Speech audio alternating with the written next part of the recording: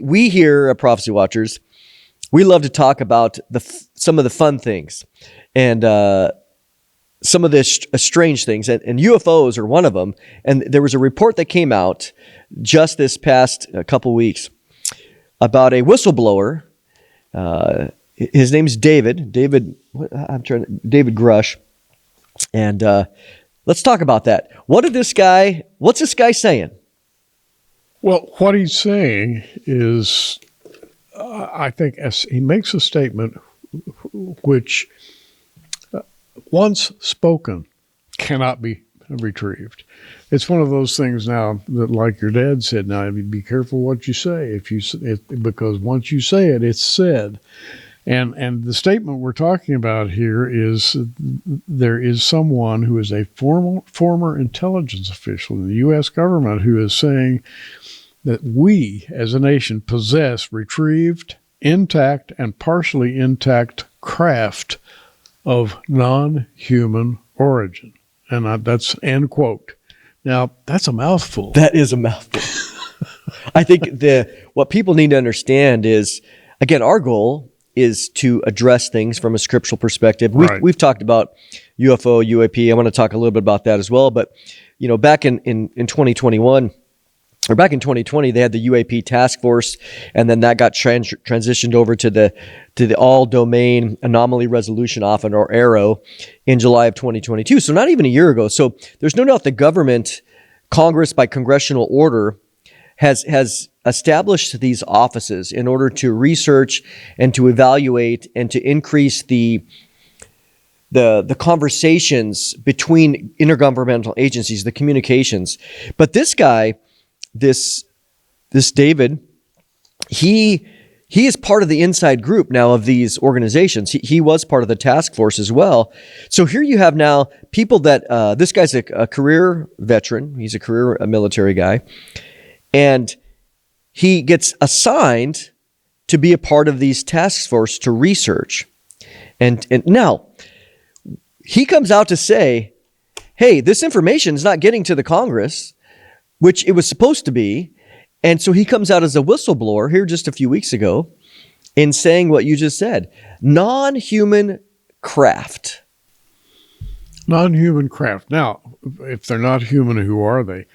I'd like to throw in something that here of a nomenclature nature. Yeah.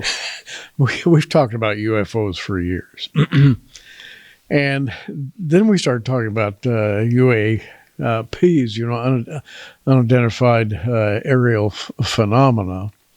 Now we've changed it a little bit more with Mr. Grush. Is it Grush or Grush or Grush? David Grush. Our apologies. Exactly. To Mr. Grush. Now we are calling these things that are flitting around in the darkness, and people are reporting them, I think, with increasing frequency. We're calling them unidentified anomalous, not aerial, unidentified anomalous phenomena, which suggests that they don't necessarily come aerially, they come anomalously. Mm-hmm. That is to say, you can't put your finger on them, you can't categorize them. They're little bits of light that come in the darkness and whoosh, and you see them for about 3 seconds and they're gone. And they are anomalies, and we're still trying to put a label on these anomalies. But the government has now chosen that title, unidentified anomalous phenomena being piloted by non-human beings. And the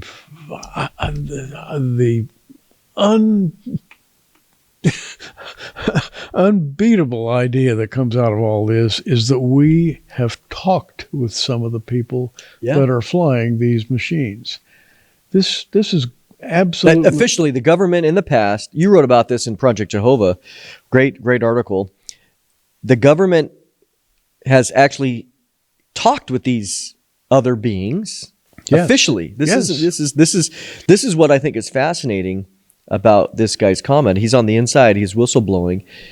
I would love to comment on the name and the change in the nomenclature as well, because when they went from UFO, which began 60, 70 years ago, everybody knows in the modern parlance of what UFO looks like or means.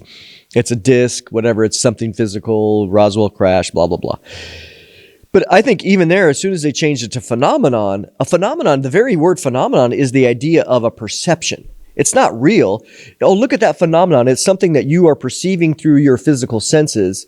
But it could be a light in the sky, which doesn't mean it's physical. So now by them changing it to phenomenon, they're automatic. That's a subtle thing.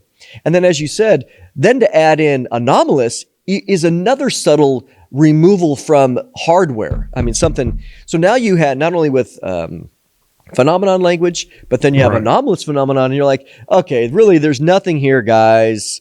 You have the denial. This is just simply your perception. It's something that you're seeing with maybe some orbs or whatever you're seeing on a dust mode on your camera lens. Blah blah blah. So, what I find fascinating is, Gary, do you trust the government, the Pentagon, to be fully forthright in everything they're saying? Let's see. Do I? No. No. I don't. And the reason for this is that they are going to milk this phenomenon for all it's worth. And I believe we've reverse engineered. Which is what he claims in here. Yes. He claims it. Yep. We have several crashed UFOs. He actually makes that statement. We have some of them are fragments, some of them are entire vehicles, the way he phrases it. And much of what they are has over the years, and we're talking about decades now, been reverse engineered. And a lot of our high-tech stuff is coming out of that reverse engineering.